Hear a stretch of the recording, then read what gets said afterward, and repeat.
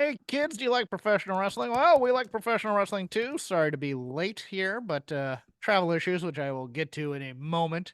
I am Jeff Hawkins. He is Chris Novembrino.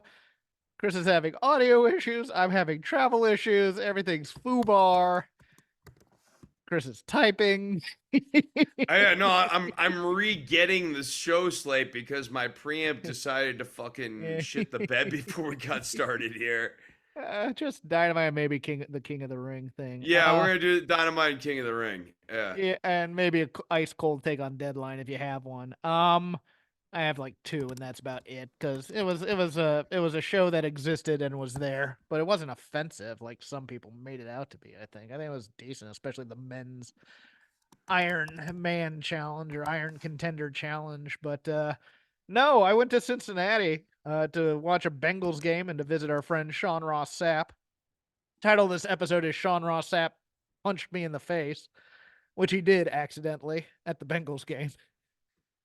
He's cheering and he's like turning around and stuff. He just skull cocks me right in the jaw. I go, what the hell, Sean?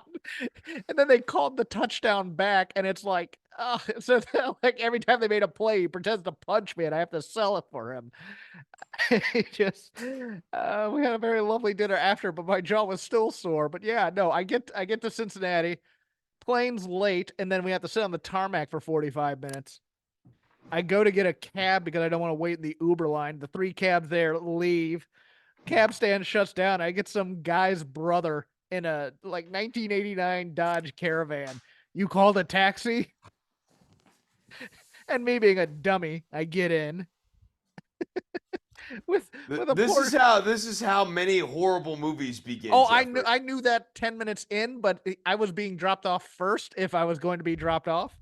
And then he goes, he fumbles. It's a dirty minivan too, and he fumbles in this cup to get a like a swipe thing. I'm like, I am not giving this man my credit card number. I here's $60, and I prayed for the people who were in that van with me because one was a German man who didn't speak English. He needed to go 70 miles outside of the city. Just went, oh my god, this guy's gonna I get ripped off. I hope that fine gentleman got to where he wanted to Yeah, go. that's all I thought too. He goes, "You want my number for a pickup thing?" I go, "I get that he's hustling for work, and that was cool." But I said, "Nope, no, thank you." I just left. And then on the way back, I was on a flight that got delayed 10 times, 10. 10, 10. 10, and eventually canceled.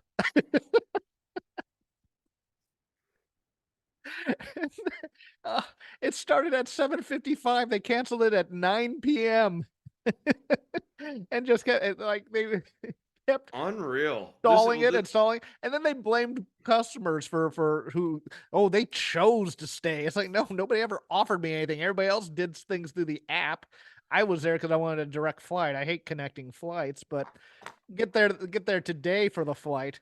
I got an upgrade, which was very, very nice.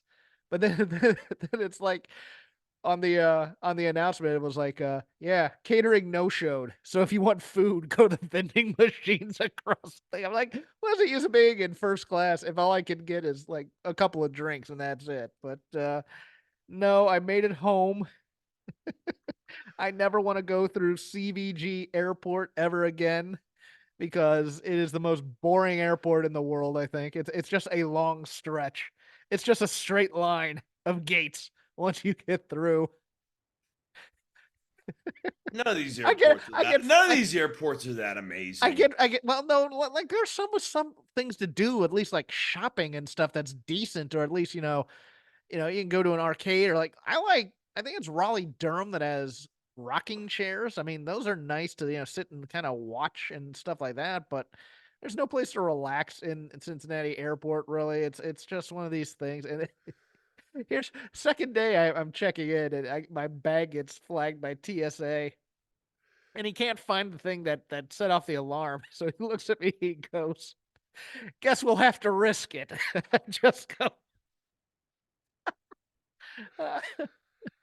Uh, for those watching on video, I am in Scottsdale, Arizona, in my parents' room because that's where the router It's is. good we're still doing TSA here in the year 2024. No, it's clearly useful. Yeah. So In lieu of like a lot of these shows that I just didn't watch over the week because I was busy, I watched a lot of AEW. Chris assigned me King of the Ring 1993. I'm not Yeah, sure whether to thank him or not. He and I oh, you have. should. That was a good show. That was a good. No, no, It goes no. back to a terrible time in my life when I was watching wrestling, though, and I didn't That like was it a at the fun. time. That was a fun First time half was capsule. fun. First Yeah, that half was a was fun. fun time capsule pick. Uh, um, Yeah. a few major stories that happened in our absence here. Kenny Omega out indefinitely with diverticulitis. Emergency checked into a hospital. I believe on Friday. Yeah. So the same That's thing. unfortunate because that Golden Jets angle was really settling in, I thought. Don't steal my lazy river because I am going to knit a flag about that stupid promo. Yeah. I I've had mild diverticulitis. It is not fun by any means. And remember, Brock Lesnar had a really bad case to the point where they had to take out like a couple feet of intestine Right, due to right. it. I mean, it is not a fun time had by anybody on that one. So yeah, out indefinitely with that. Charlotte Flair on this past week's SmackDown tore her ACL, MCL, and meniscus out at least 9 months. I would say a year because those things take time to get fully strengthened, healed if you come back at all. And finally, both Mysterios have re-signed with the company. Dom a new contract looking to be about 5 years, and Ray announced that he resigned with WWE. So more Mysterio Science Theater 3000 I coming. mean, I My think it's. son. I applaud this company for signing a man at advanced age who's visually impaired, like Rey Mysterio. Wait, no, his eye grew back. Well, yeah, but we don't know if it's 100%. Well, we also know his knee isn't 100% right now either. Well, it hasn't been 100% in a long time. Well, I mean, he just had surgery. Mm. Uh, and can we get more Ray promos? This man, they brought him out for commentary in that North American title match. He's, He's the single he's most so good. boring person. He has he's so intense and yet so boring at the same time. It's like I mean, like Baron Corbin has an anti-charisma that makes him somewhat charming. no, and Rey Mysterio has the same thing. No, no, it's as a babyface, he's uncharismatic to the point of being charismatic. Ironically, Oh, really? I think You so. think so? No, Okay. I find his complete inability to be human weirdly endearing. Like he's really trying. So we're gonna do some lazy rivering here on various things, and I will start because you just mentioned it. That Golden Jets uh Ricky Starks and Big Bill promo battle. Good God, that did nobody any favors. It was like you take worst aspects of everybody and and get there. I hope there's not too much echo on this recording, by the way. The bedroom I'm in is cavernous and I can hear the sound bouncing. Um No, you sound fine. I'm sure I'm going to be a little more echoey than usual, but I'm going to try to get up on the mic as much as I can. yeah, so let's start with the entire staging. Okay, so random observation about Ricky Starks, just Okay. attached one. His promos are infinitely better at 1.25 speed than they are delivered at 1.0 speed. Like for whatever reason, Ricky Starks actually improves in a substantial margin when you speed him up. This It's Oh, yeah, go ahead. it wasn't good, but No, yeah. uh number one, this segment felt like it was completely produced by Chris Jericho. Like all of it. Like the entire staging of it. Like he came in with like a 30-page script of here's the 15 minutes of this promo. Cuz Uh, it hit all these Jericho greatest hits. The attempt to get a catchphrase or a t-shirt phrase over. I mean, it was Rudy Tooty Booty, all through it. It was yeah, Rudy Tooty Booty. That's right. it called back to a Glory Day segment of Jericho because this is very much like Jericho and The Rock talking to Booker T, Big Show, and Stephanie McMahon at one time, where they're trying to cut him down. And here's the thing: I think Starks and Bill are great. They ooze, as Trevor Dame said, they just give off coolness, and they need to be built up. And I don't understand why you're tearing them down instead of saying, "Hey, you guys are great champions, but when you get in here with us, we're more talented than you," type of a promo versus, "Look at you, you look like a more dressed up Enzo Amore." Oh, that'll or Remember when you were Enzo Amore, or yeah, remember when you were tagging with Enzo Amore, and and the Billy Starks joke just fell ass flat. oh, dude, Jericho's jokes suck. Like, let's real talk. There's a reason he's a Th- groundling. No, uh, No, I mean he is way past the dad joke phase of his life into almost grandpa jokes. Like can I they're ask a question because it comes up was for a subject we just talked about? Who is a worse promo, Kenny Omega or Rey Mysterio? Omega's pretty fucking. I'm sorry, I need to stop like dropping f bombs. Omega's pretty rotten. Yeah, like he also has You like know what? I won't go for anti-version. monetization. I'll let you cuss as much as you want tonight if you want. Yeah, no, You've had a few. no, I mean, it's just. Sorry, it was just the second you said like Omega's. No, his promos. I have such a hard time.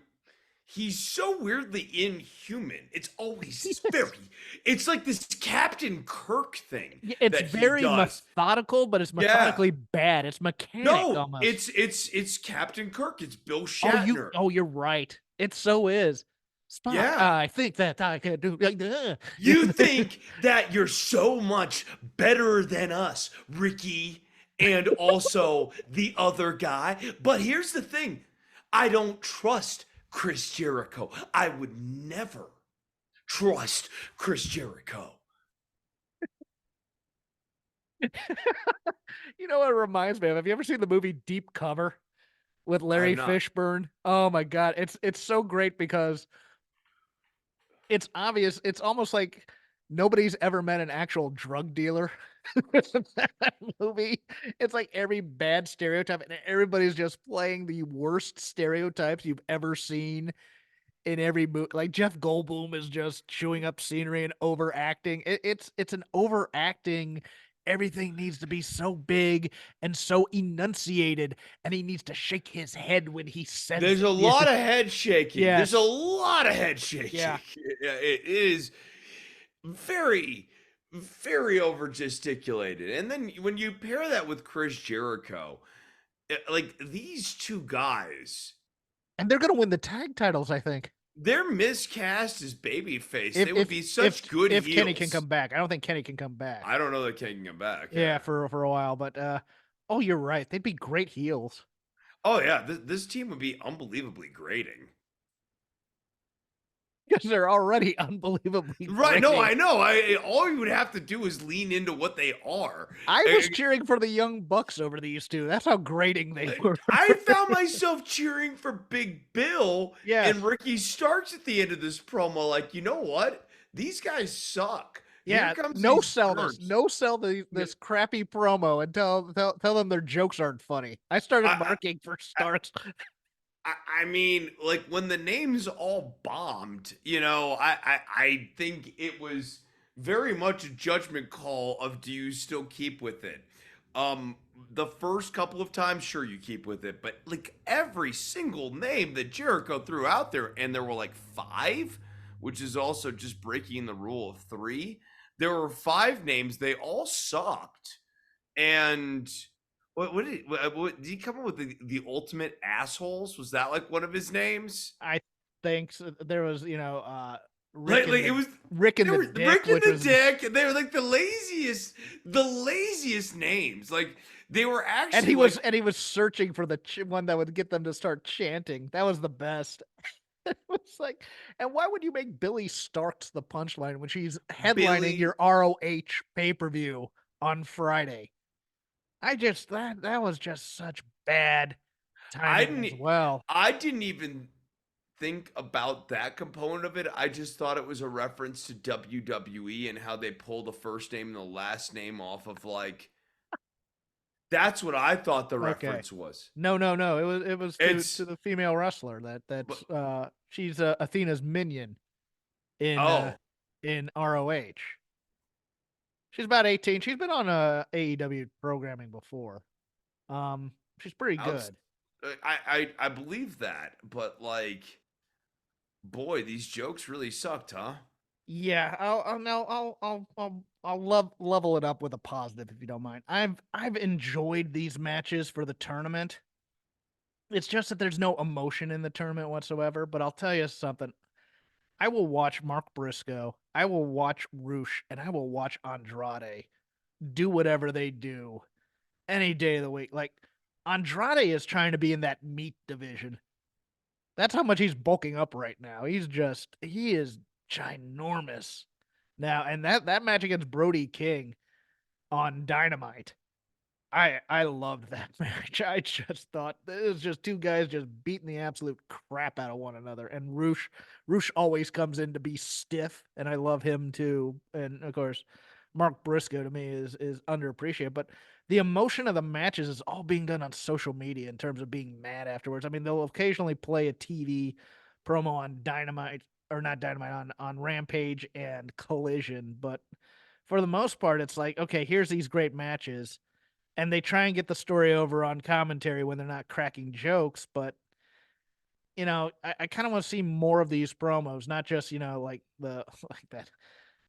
That's they do like one every week, and it's good, but I want more. I want to feel like it's not that the tournament matters, but I guess I want to feel the ebb and flow of the emotions a little bit more rather than just watching the matches and go, okay, that's that result. Let's look at the score. That kind of thing. The storytelling to me is a little bit lacking in terms of outside of the ring stuff. Like, are people changing strategy? Are they getting, more and more desperate? Do they want to like Right, and hurt that's the some? thing that like normally makes a good G1 is like a revision of strategy, a reassessment. Oh, this isn't working.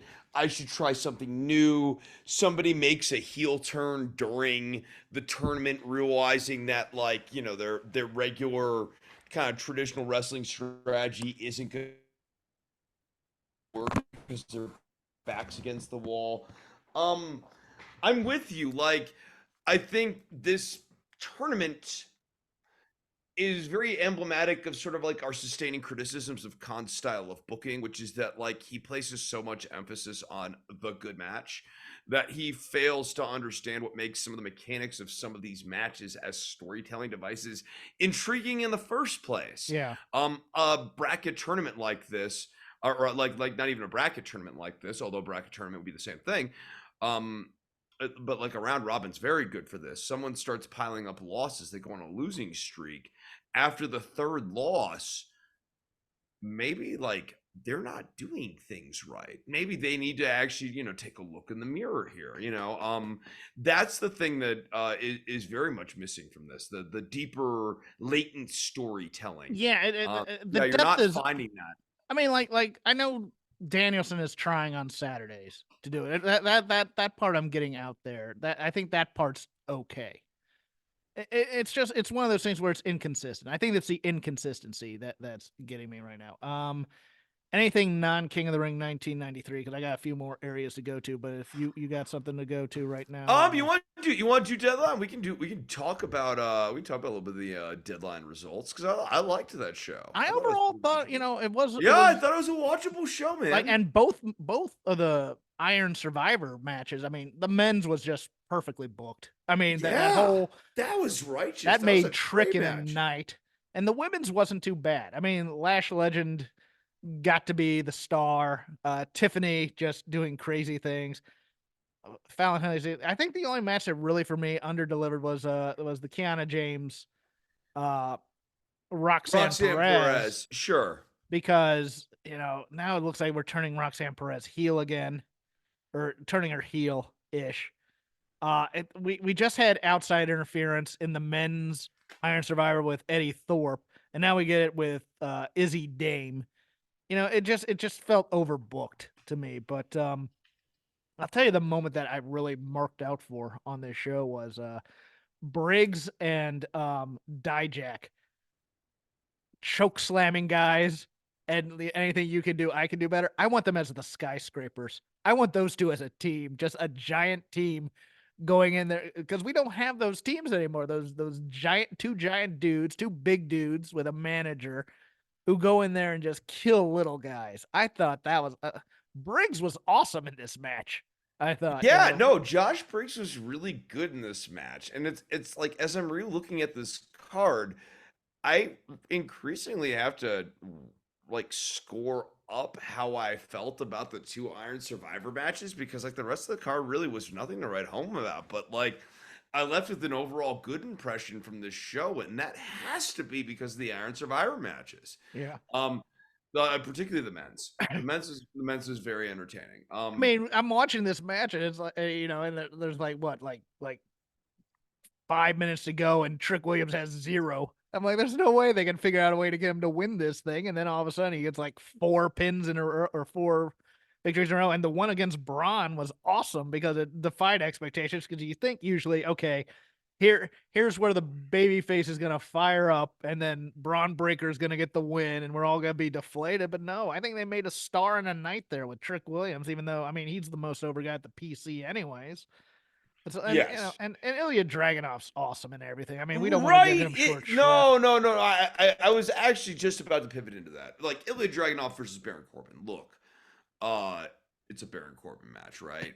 It But was a Baron Corbin match. and it was extremely a Baron Corbin match. Yeah, But then you have this little moment where Ilya Dragunov's super hard by hugging Baron Corbin right before he murders him. And I thought that made the whole match. really. That like Okay. yes, I thought that was great storytelling. That like you've brought out this new worst element in me. Thank you. Thank you for the horrible things you brought out of me. I'm now going to kill you. I loved it. I just adore the characterization that Ilya Dragunov has brought to top of the card champion. It's such an interesting take on the role and like doing what is like a true tweener thing and finding this dynamic when he's working as the baby face to give him like just enough justifications for slight heel tweaks and vice versa. He's a great champion. He really is. Yeah, I like him a lot. I mean, it's probably not going to surprise anybody, but he's my wrestler of the year. Like I Huh. Dragunov, dude, he's been killer this year. He is he got he earned himself a role, and when he got the ball, he ran with it. He's just murdered every one of these matches. So one of the better Baron Corbin matches for being extremely a Baron Corbin match. Yeah. He's awesome, dude. He's an all time great wrestler, man. Yeah, and Dragon Lee is the NXT US champion. I think they're just gonna I think they're gonna hotshot that belt back on the Dom. I I found that to be a very perplexing move. I mean, that was anti my predictions going into that show too, where I was just like, I don't know why you'd belt Dragon Lee, and I don't know. Wes was gonna be Wes was gonna take the belt, I think, and Okay, they okay. just decided that they were gonna give it to Dragon Lee here, but I think they're gonna put it right back On Dom, yeah. on Dom because of the heat he gets from it. Well, also I think just to stack up the title wins too, he'll eventually be able to be like, I'm like a time US champion or whatever. Two quick main roster WWE things. CM Punk got it together in week 2. I know that week 1 on SmackDown he did that line about people shouldn't punch their coworkers for tribute to the troops, and that audience just didn't know what the hell he was talking about because they don't follow AEW. I think that's why they didn't get it. But came back with that promo with Seth Rollins, and I think, boy, I think he's doing an anti Cody Rhodes gimmick so bad. I think he is like the Wario to Cody Rhodes as Mario, and I think it's fantastic kind of how he's trolling people as being the uh, he's being a earnest baby face, but he's not at the same time. I'm digging that, and let's give the champ his flowers. Roman Reigns gets dragged by the work rate purists so bad, and I get that, but as a presence on a show and behind the mic, he has gotten so good during this championship reign alone at owning the room. And look, are the lines always great? No. Is the material always great? No. But his But man, delivery, when the material is good, he he is great. crushes it. He Yes. crushes it. Like Yeah, this I Randy Orton thing he did Friday was great. I mean, Orton, this is Orton's Batista in polo shirt run. yeah, I yeah, mean, no, he's totally, totally. absolutely just I mean, he's killing it, but at the same time, he's phoning it in so many No, ways. yeah, no fucks. Randy Orton's fun. Yeah, Yeah, yeah, I'm enjoying him. but I was watching Roman and just listening to him and doing that whole thing about who's gonna take over the tribal chief. His delivery, he's this heel run, which we all I mean, a lot of us question at first, and yeah, we should. And look, I think the title reign's gone on far too long, but boy, it has done wonders for Dude, his his confidence presence, out there and his presence. Yeah. he is a character. He was Georg when he was the friggin' baby face, Superman push. That like his entire character was just Georg, and then he punches the guy. And now there's this like fully formed guy with swagger and arrogance. You can question the tribal chief as like a narrative crux, and like obviously I have, but it is what it is, and we've moved on. Um, like he has clearly like he just has such a you said it right, the presence. He is a presence in a way that he never was when they were trying to push him as a babyface, Okay. and that's just the truth. Yeah, no, I totally agree. I have nothing else for current wrestling. We'll get back to it and be a bit more attentive this next week. How do we want to do King of the Ring 1993? Do we want to just do like lazy river thoughts things, or do we want to go Yeah, in I mean, okay, order? so like we'll start with this. Like, why did I choose this? Yeah, I was jonesing for some Bret Hart in my life, and so I this is a Bret Hart pay per view. I I mean, in know every way and in form. every way and form, and that is why this was selected. This was selected because Chris wanted to watch Bret Hart because Okay, Bret Hart's I like remember Chris's favorite wrestler. when this originally came on. I was a sophomore in college. Uh, I was on Rec Sport Pro Wrestling, and we would watch pay per views. When was this? Let me get a date proper for this. Oh, I remember because this was summer 1993 because they made a reference to the Suns and Bulls playoff series. Uh, this is when I was really into the NBA, and I was a huge Phoenix Suns fan, and my brother was the Bulls fan of the family, and boy, did that break my heart. I didn't like 1993 WWF at all. Um, Watching this though, I love the first hour and 43 minutes. It was so good, right? Like Preamble, Bret Hart's yeah, righteous, man. yeah. Well, He's such a great wrestler. He's preamble to so a lot good. of my noticing things were like verbal of how they were presenting things and whatnot. Like for the preamble of the tournament, number one, McMahon, all McMahon in terms of introducing us to this, and boy, did they want to get over that Dayton, Ohio is the heartland of America. Dayton, Ohio is the most boring city on earth. I love that, like right in the heartland. I that's a phrase Not that I feel not you used to Iowa, hear the heartland a not North lot Dakota, in. not the Midwest, not really, the Midwest.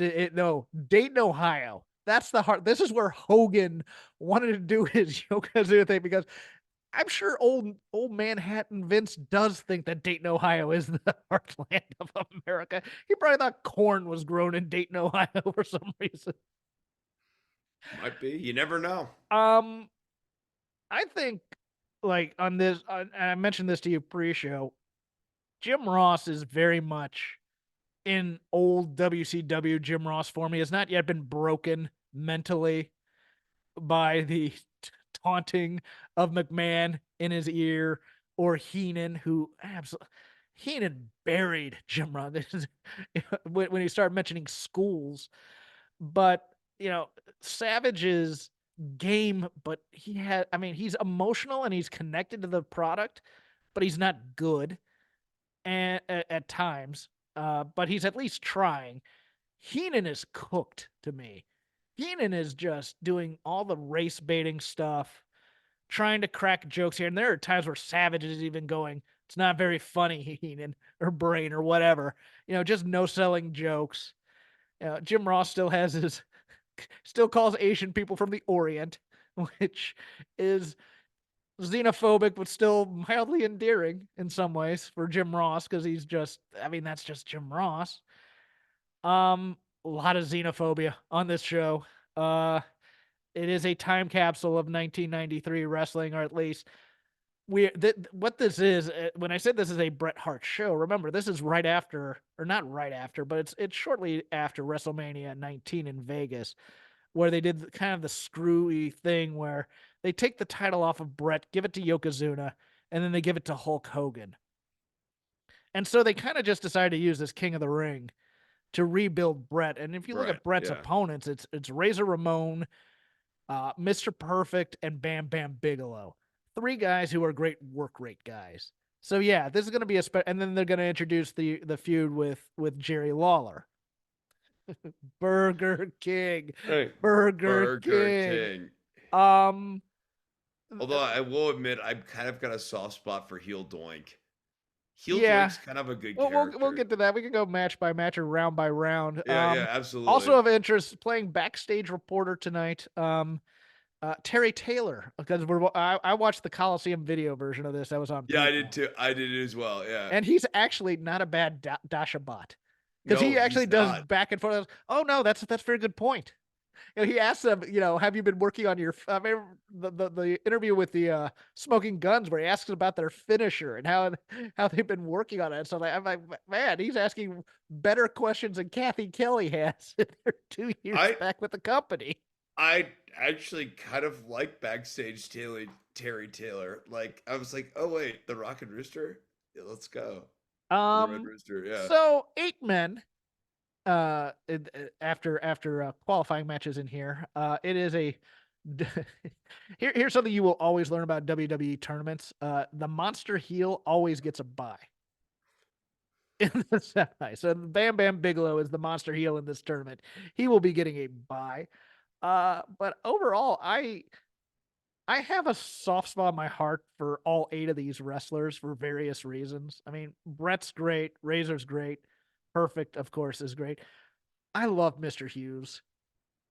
Just as a presence, He's he's the one not guy in my yeah. he's the one guy in my wrestling fandom who looks more like a professional wrestler than actually can perform as a professional wrestler. But he's a sweetheart of a trainer and a guy, from what I hear. But when he took on the big Bubba Rogers outfit in WCW, kind of, and he was, if you remember that, he teamed with the Diamond Stud, now known as Razor Ramon, and he teamed with Vinny Vegas, I believe, who makes his debut here as Diesel in WCW. They had Hoss teams with him. He was the big cat for a while, because they tried to do the same thing that they did with Ernie Ladd. with Keith Lee. They gave him the big cat nickname because he's from the Midwest. He's from Kansas City, so they decided that. But I always loved Mr. Hughes. I just do. He always, like, the glasses and the scowl, even in ECW, which was a work rate. I mean, they call him the Roughneck, and he comes out to is it MC Light who did Roughneck, the song? It was just such a badass entrance. It was great. I hate WWF Jim Duggan, but I love Mid South Jim Duggan.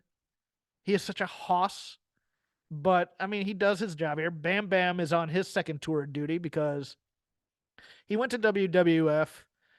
They tried to make him. They basically built the first Survivor Series around Bam Bam Bigelow Yeah, right. as Hogan's friend here, and they brought in Oliver Humperdinck as his manager. So, and then he goes to to NWA and gets absolutely crushed on the mic by Ric Flair, who calls him Fat Boy.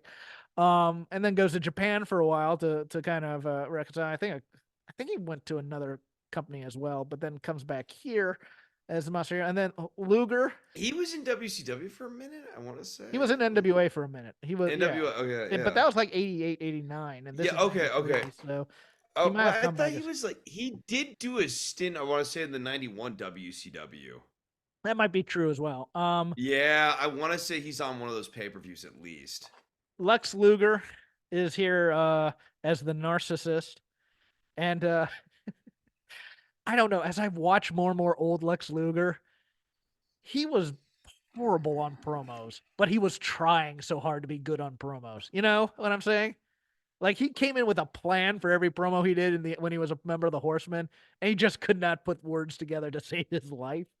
But this narcissist gimmick is kind of working for him a little bit. It it kind of works for him. Yeah. Like it's a stupid gimmick, but once the match starts, Luca really found a halfway decent match rhythm for this narcissist character. The entrance is stupid, the presentation is stupid, but like the whole gimmick around the forearm, it's not bad. It's not great, but it's not bad. And Tatanka, aka War Eagle Chris Chavis from Hampton, Virginia, Bethel High School. Got a lot of local media when I was growing up. He's still on his undefeated streak, Right. They which had to protect here. they had to protect here. But also, I just recently ended up watching. I think it was the Raw or the Superstars where they beat him, Right. and that was such a anticlimactic thing because they beat him to Tony Halm, Ludwig Borga Right. on his rise, and then they just lost all hope Aborted again. the Ludwig Vorga thing really fast. So, random thoughts on Hart Ramon, if you have anything specific, I really liked the finish to this, like the finishing sequence to this match. So because it wasn't a finisher. That's what I liked about this. right. Yeah, Yeah, in a lot of ways, Hart, of course, always very clever about, finding other ways to finish matches than just put people into the sharpshooter and it's the same finish every time. And I think that makes, honestly, it's like, why am I rewatching Brett matches? Because I don't remember how every Brett match finishes out. right. Yeah, and that's like, I mean, part of the replay value of Vader matches for me is the same thing. Vader had many different ways that he closed out a match, and I think that's a commonality between my two favorite wrestlers. Well, I like that And this wasn't the pattern also where it's like, you do yeah, your setup and your finisher and then the guy's done or whatever, or he kicks out of the finisher and then you he get it again. escapes out of the Razor's Edge. And that leads into a sequence, but that's not the end of the match. That led to a near fall that was a good enough near fall that actually baited me. I was like, oh, the match is over. And then I realized the match was not over, and I was like, oh, Hart got me. Hell yeah. Can I be I the guy love to that. say I loved the commentary to start this match because they were talking about Ross and Savage really got into tournament strategy on short matches and how you have to go, you may be more aggressive in the beginning so that you can save your energy for later that night, et cetera, et cetera. You're trying to get the pins a lot quicker so you can get some rest in between.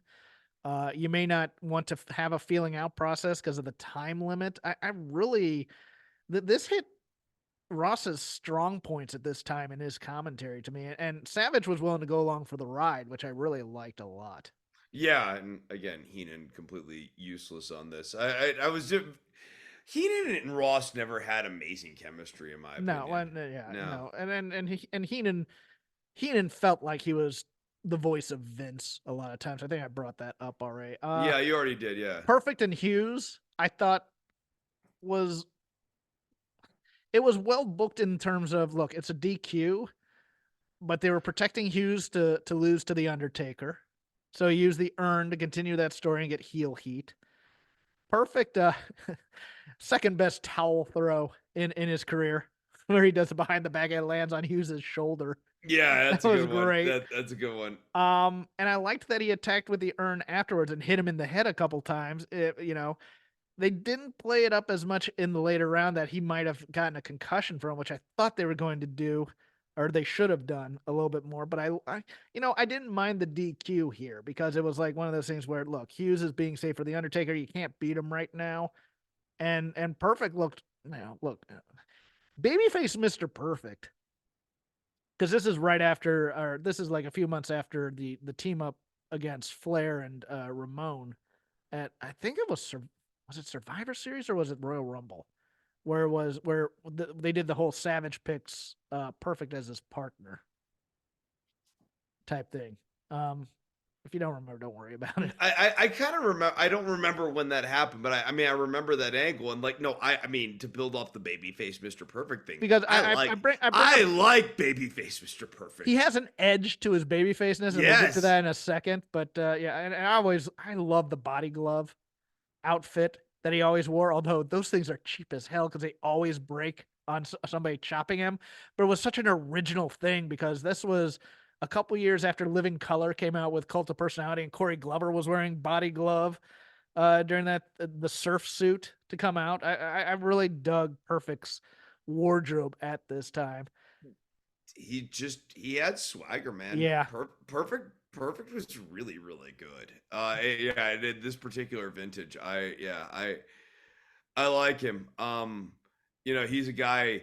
He's definitely a guy I always wished had more of a WWF run, like as a legitimate champion. Because like, I really wanted a better WCW run after this. yes, Like I after no, hated the I know they really didn't get good work out of him in WCW, and it was super annoying. yeah, the horseman angle I hated. I mean, he was such a great horseman material, and really the missed opportunity is if Rude were able to come back and Hennig were able to come back, those two as a package or as part of a stable with like a Flair and an Anderson. Oh, give me that all day. Give me that. And then turning Perfect heel and making him join NWO That was was, yeah. is so character. The It West Texas rednecks. Yeah, right. No, like right. Yeah, no, I know. It's like, I'm just gonna be Kurt Hennig now. No. You don't get it. You had the best, like one of the best gimmicks ever. You were Mister Perfect. Like, Oh, here's the other thing I noticed in like the preamble. So when they were going over the bracket, like not only did everybody have their name, Bret Hitman Hart, Razor Ramon, but it was always like the the dastardly Mr. Hughes and the evil Razor Ramon. They all had qualifiers for all of them too. And I was like, it must be Vince is on one of those kicks where he wants a qualifier for everybody in addition to their nickname as well. they were doing that with the last run with Vince. Remember, he was doing that with Yes. big Bronson Reed. Yes. Yeah. And all the other guys too. I mean, like that's a time honored trope in Vinceisms. Bigelow beat Duggan.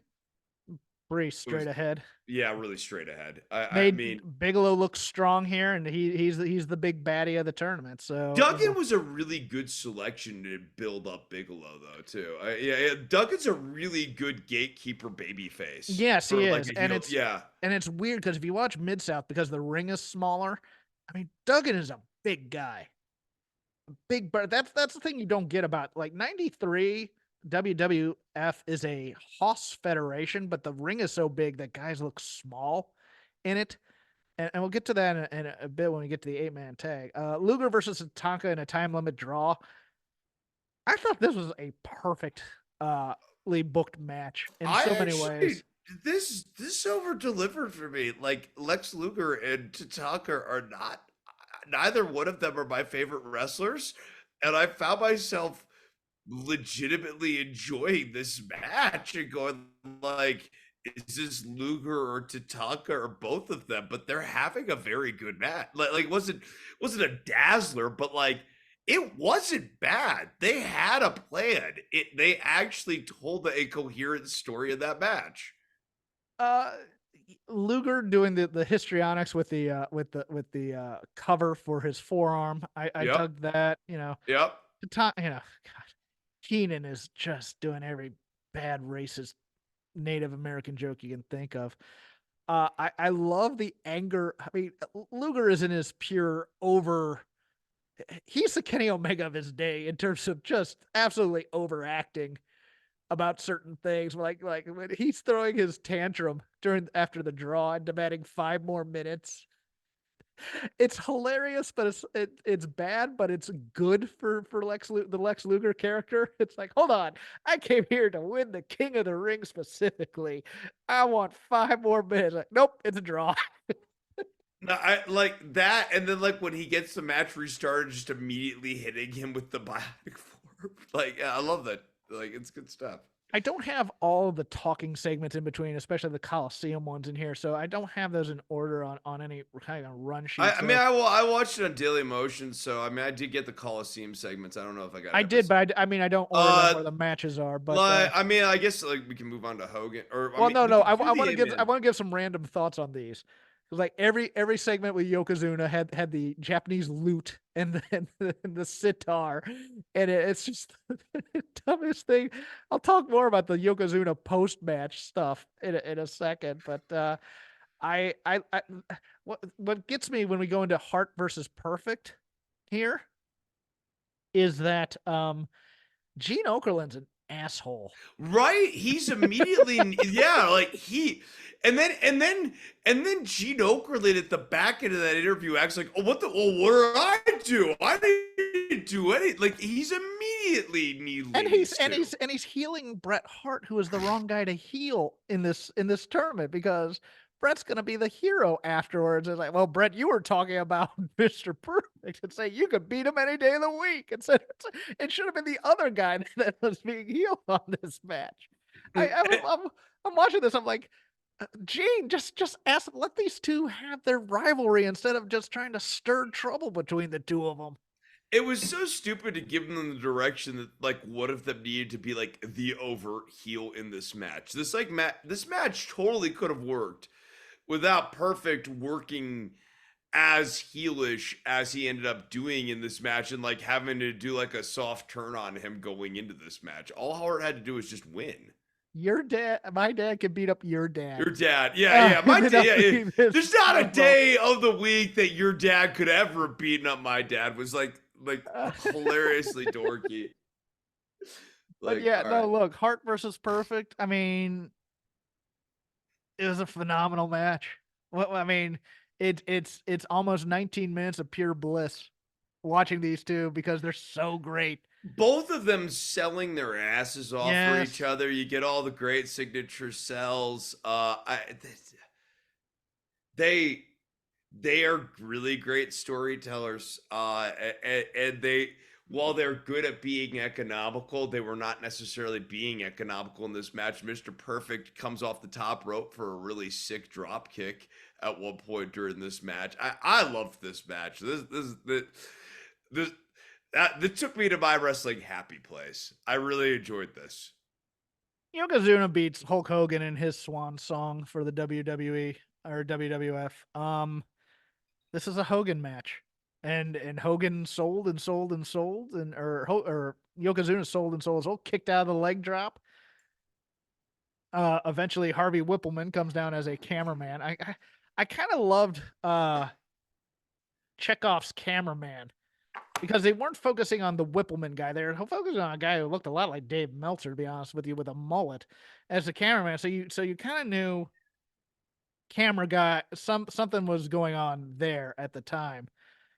It's a Hogan match, but it's a good Hogan match. This is a surprisingly decent Hogan match. Like I don't mean Jimmy Hart with the act did nothing for me as a babyface, though. no, he does not. Like the Coliseum promo too before the match, I thought was Oh, it was really terrible. it was But on the flip side, the Coliseum promo with Okerlund, I think later Jack Tunney, where he goes, he says millions of, like Fuji speaking his broken English for a while, but then Okerlund goes thousands of Americans very upset right now, and Fuji just goes, "Why?" yes, I that died at that. I I know that absolutely died that at was that. such a great reaction. Such a great reaction. But Um, look, but no, to go back to the match real quickly, I mean, look, you know, you're never gonna get a ton of like praise of Hulk Hogan from me, but I will say in this match, you know, if you're looking for an example of a match where Hulk Hogan actually puts someone over in a meaningful way, Yokozuna, he does do it here. yeah, Um, there's no denying. I mean, he kicks out the leg drop. they make a big deal out of that commentary. It takes 3 boots to finally get Yokozuna down. And then Yokozuna, when he finally pins Hogan after the flash paper, Hogan does not do the Ultimate Warrior kick out. Hogan actually sits there and does the 3 for real skis. Can I Uh, say, as someone who has now watched hillbilly wrestling for a number of decades, um, that flash paper spot was one of the better ones that I've ever seen. I thought that was really well executed. I Yes, was also thinking that too. It was like, damn, that actually came off that's really better than the well. last one they did in AEW. I, this was not what I picked this match out or picked out this pay per view for, but like this is one of the stronger Hogan matches, to be completely honest. Yeah, I mean, it's not Yokozuna's like a good too. dazzler; it's a Hogan match, but yeah, right. Like I thought it was very well I executed. think I don't see. I have to go back and watch some of his world class stuff as Coquinus Maximus. When But Yoko that's gained a not lot of, Hulk Hogan. yeah, Oh, I but thought you what were talking about I'm Yoko. talking about Yokozuna, and when I mean Yoko gains a lot of weight to play this sumo guy, and it's almost like, I mean, I think it eventually killed him. It kills him. Yeah, yeah, it kills him. I mean, he's lumbering around and stuff, but I mean, he does a good job with carrying far too much weight. And of course, the post matches, let's bring in a bunch of Japanese actors playing photographers because we're going to make this a big deal in Japan. Because I believe this was right at the time where New Japan was starting to get a lot of parade. I mean, WCW was working, of course, with New Japan at the time in '92 because that's where Rude ended up jacking up his back. I mean, Right, right. this is prime Chono Muda New Japan, so they were trying to counteract at least some of the buzz in the wrestling world, if not everybody didn't know about this. But you know, they wanted to kind of screw with WCW still a little bit, working with Japan, et cetera, et cetera. But yeah, I mean, but the overall point you should take from this is, you know, for a Hulk Hogan match, this was very, very good. Yeah, no, yeah. If you're looking for a time capsule on that, this is actually a really interesting time capsule on a Hulk Hogan match. And then we get to our four This is man, this is the 8-man tag, yeah. the 8 man, yeah, the 8 man tag, which is goofy. But like, what did you think it was gonna be? I'm gonna say this, because it's WWF and it's so campy all the time. DiBiase and Mike Rotunda are a hoss team. They're a sneaky hoss team. Like, you watch these matches that they had against. I think they had one against the Beverly Brothers. They had matches against the Road Warriors. They are two big guys. Like, DiBiase is 6'4", I think, at least, and Rotunda, I think, is 6'2". But they are bigger than you think they are, in terms of that. I mean, and then when you're in there with the Steiners, and of course the Guns, and this is Billy Gunn with blonde hair and a mustache, and you almost can't recognize him. Guns with caps, that killed me. And the Head Shrinkers, you know, Fatu before he became um, uh, Rikishi. Um, the match itself sucked. Yeah, I mean, the ending was so preposterous. He has him in the $1 million dream, and he drops it to mock him, and then gets wrapped up in a small package, and you're like, "This is stupid. F package. this." It's so stupid. Yeah, right. Like he has him with the $1 million dream. It's like he's not done with them yet. It's like, what would he possibly do? And then they're like, he's gonna have to answer to Wall Street. It's like, no, he isn't. Like or IRS. Yeah, it's I like, did no, like no, that Jim he Ross isn't. brought up that Like, he brought up that IRS went to Syracuse. Wasn't IRS, that was Mike Rotunda. And then said that he had won the tag team titles with 3 different partners, which I'm sure Vince was throwing a fit in the back. No, that was a different guy. You can't say that about, because Vince was very much, this character is different than is any it guy he's is ever not yeah, been. yeah, right, right. Like these are not the same people. These are different characters. Yeah. But that's Ross before he was broken. That's why Heenan, I think, laid so much into him during this match. It's like, no, there's no continuity in WWF. This is the guy. This is Erwin R. Shyster. It does, and I mean later on that would Billy Gunn's a prime example of this, where like later on that would evolve to the point where like Billy Gunn's continuity has nothing to do with the Smoking Guns at Yeah, all. Yeah, he, you know, like that's just a name he has. we've It, mentioned it, we've mentioned it before, but Erwin R. Shyster is the most problematic name for a character possibly ever. Oh yeah. Oh yeah. Yeah, yeah, yeah. I mean, just yeah. But Just here's the most interesting thing about this match was the Terry Taylor promo with the Steiners and the Guns, where he actually brought up them practicing their finisher and would they be able to finish it with them. And then you see, I mean, you see the magic of what the Steiner brothers were because Scott is just a terrible promo at this time, but Rick Steiner just comes in there just like a bat out of hell doing his dog face stuff, and that's what always made him such a over baby face, and that's why he got over everywhere he was because it's just like, look, he's a big dumb meathead jock who barks, and he never tried to be anything more than that, and he would throw guys because he was just a savage. But yeah, I this match so disappointed me so much. And then Shawn Michaels with Kevin Nash debuting with the name Diesel as opposed to My Bodyguard defeating Crush. 11 minutes of my life I won't get back. Tell me what you liked about this, Chris. um my favorite line of the pay-per-view might be when Jim Ross in all seriousness says this man Crush has had many problems with Doink the Clown, which we have documented on this broadcast. And I just I thought that was a beautiful piece of sentence that we got on this Oh, show. this ending where two This ending doinks, was and then they do the Groucho Marx thing from Duck Soup where they're doing the mirror exercise, and Crush is just such a dope. But this, they are pushing Doink heavy because remember, in order to get into this tournament, Mr. Perfect had to beat Doink like twice.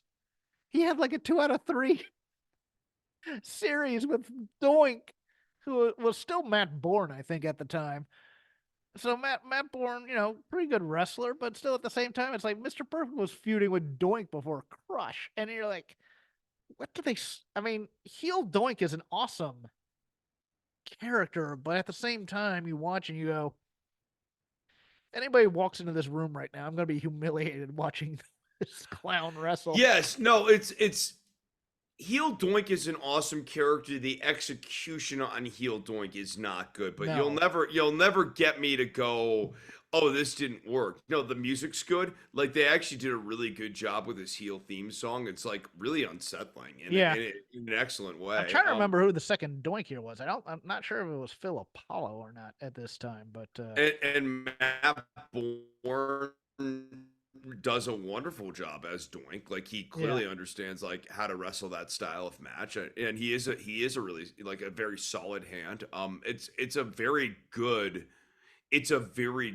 mid card act that was not fully executed because like Vince doesn't have that vision, but like it was the things were there like that it was just the right balance between like because like now you have like these clown wrestlers and they go too heavy into the unsettling thing and like Doink is still close enough to a conventional He's clown. playful enough where his creepiness becomes even more creepy because of the playful. Yes, right, it's like the uncanny valley thing that actually happens when you're like still trying to create the veneer of being normal clown but you're actually not normal. Yeah.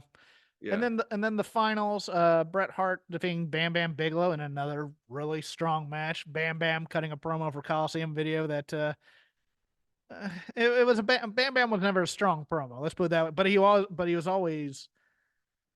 How do I put this? You know how you're not, the words may not be coming through, but the tone comes through. I mean, Bam Bam Bigelow, he's a badass when he comes out there. So I mean, I this like was, that he wanted. I liked in his promo leading prior not to the Bret Hart match, but just at the start of the tournament, where he's like, "I want Tatanka. I want to beat his streak." yeah, yeah, no, that Yeah, was a no, very that good was call out. great. Yeah, no, I like that a lot. No, That you're was right. dope. I Yeah, had yeah. forgotten about that. That was great. That was a great line. And then the angle with I did like the line by Bret. I mean, Bret Hart looked. Here's the thing. Here's the problem I have with Bret Hart. I am not the biggest Bret Hart as a wrestling person. I'm just not. He's good. I'm never gonna say he's not good, but Bret Hart doesn't do a lot for me.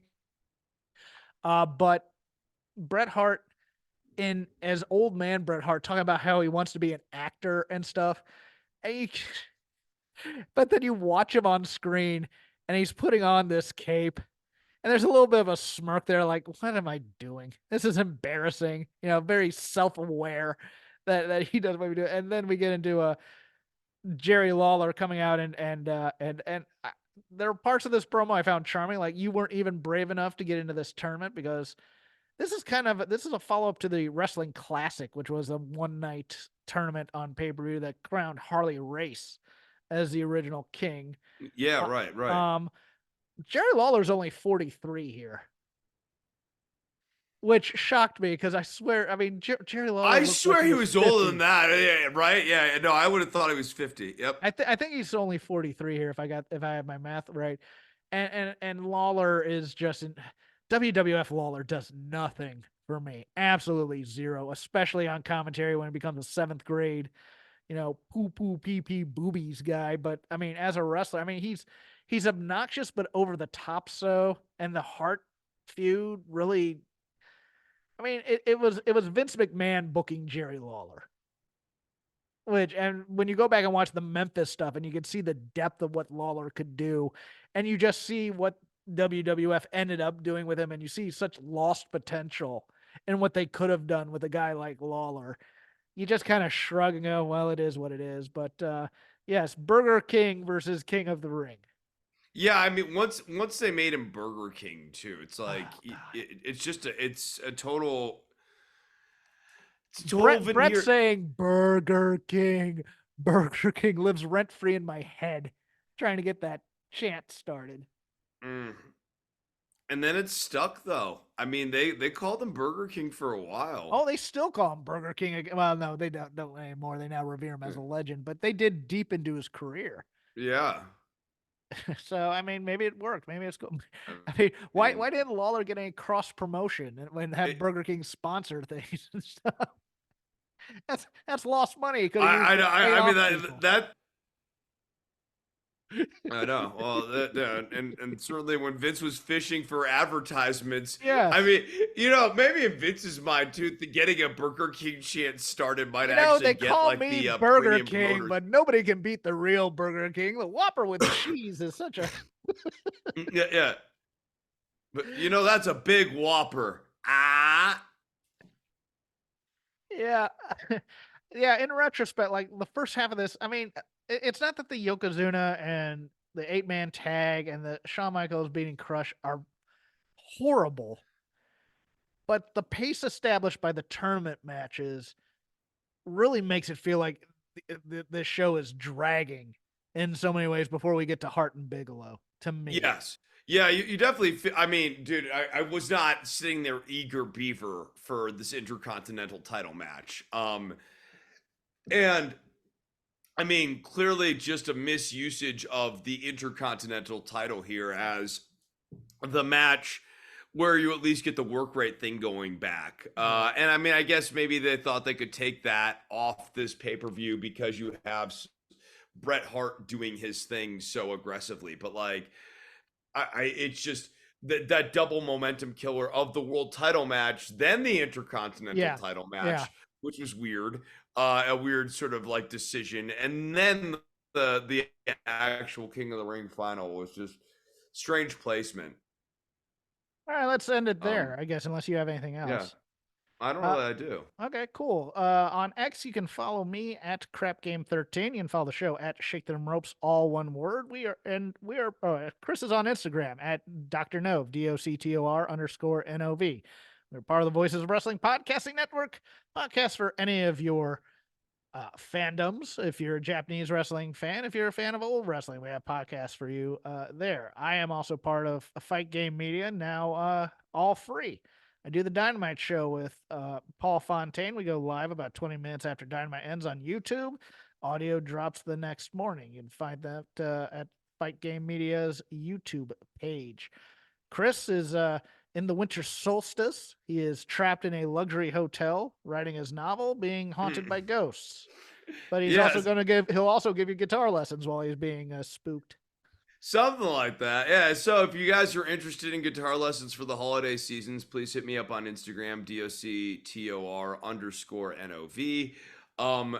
Jeff is referring to what will be my winter season gig here, where I will be working on top of Sandia Peak here for 24-hour shifts a couple of days a week. So that'll be fun. If you're interested in seeing what that looks like, follow me on Instagram as well, because I think that will definitely yield some interesting pictures, whether it's ravens, mountain lions, or anything else you might find at the top of the upper terminal. You never know what we might have up there. And we'll see you later this week. Sorry for the delay, but travel happens. Hopefully my mic will work then.